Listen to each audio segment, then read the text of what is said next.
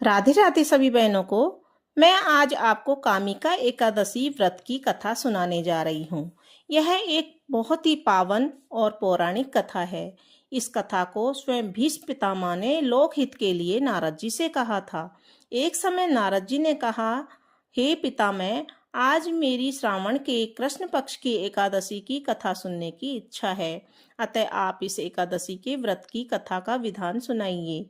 नारद जी की इच्छा को सुनकर भीष्म पितामह बोले, हे नारद जी, आपने बहुत ही सुंदर प्रस्ताव किया है। अब आप बहुत ही ध्यान पूर्वक इसे श्रवण कीजिए। श्रावण मास के कृष्ण पक्ष की एकादशी का नाम कामिका एकादशी है। इस एकादशी की कथा सुनने मात्र से ही वाजपेयी यज्ञ के फल की प्राप्ति होती है। कामिका एकादशी के उपवास में शंख चक्र गदाधारी भगवान विष्णु का पूजन होता है। जो मनुष्य इस एकादशी को धूप दीप नैवेद्य आदि से भगवान विष्णु की पूजा करते हैं, उन्हें गंगा स्नान के फल से भी उत्तम फलों की प्राप्ति होती है। सूर्य ग्रहण और चंद्र ग्रहण में केदार और कुरुक्षेत्र में स्नान करने से जिस पुण्य की प्राप्ति होती है, यह पुण्य कामिका एकादशी के दिन भगवान विष्णु की भक्ति पूर्वक पूजा करने से प्राप्त हो जाता है। भगवान विष्णु की श्रावण माह में भक्ति पूर्वक पूजा करने का फल समुद्र और वन सहित पृथ्वी दान करने के फल से भी ज्यादा होता है।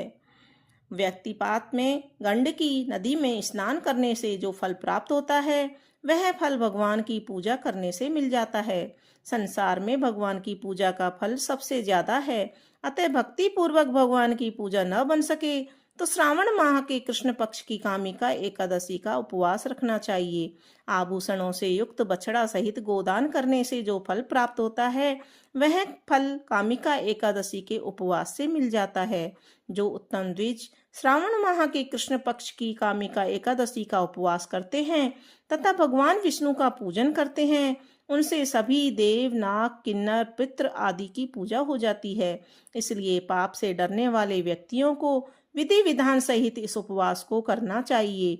संसार सागर तथा पापों में फंसे हुए मनुष्यों को इससे मुक्ति के लिए कामिका एकादशी का व्रत करना चाहिए।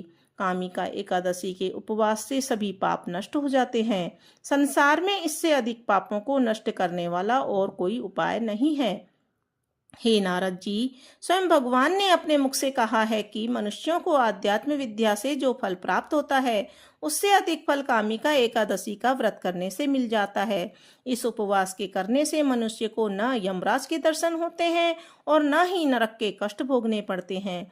वह स्वर्ग का अधिकारी बन जाता है। जो मनुष्य इस दिन तुलसी दल से भक्ति पूर्वक भगवान विष्णु का पूजन करते हैं, वे इस संसार सागर में रहते हुए भी इस प्रकार अलग रहते हैं जिस प्रकार कमल पुष्प जल में रहता हुआ भी जल से अलग रहता है।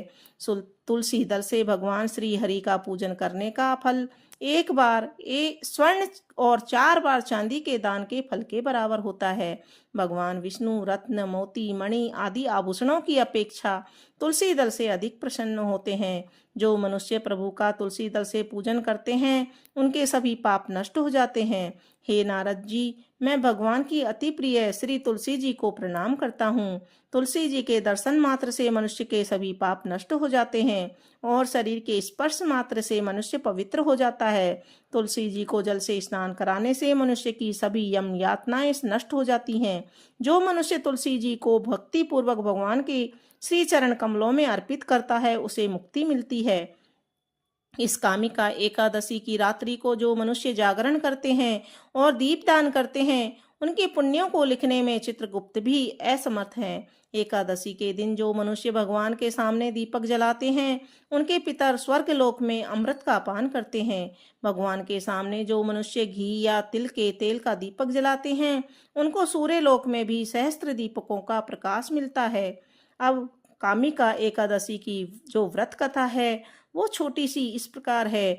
एक गांव में एक वीर क्षत्रिय रहता था। एक दिन किसी कारणवश उसकी ब्राह्मण से हाथापाई हो गई।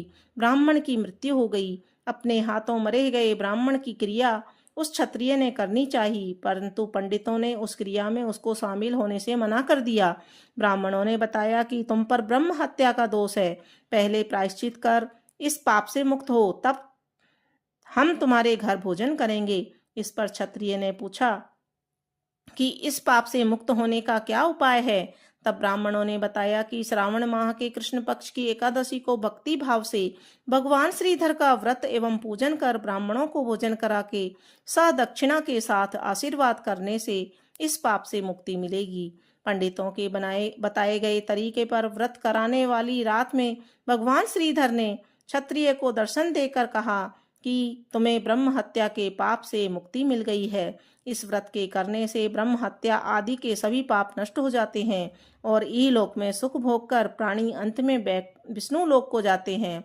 इस कामिका एकादशी के महात्म्य को श्रवण व पठन करने से मनुष्य स्वर्ग लोक को प्राप्त करते हैं।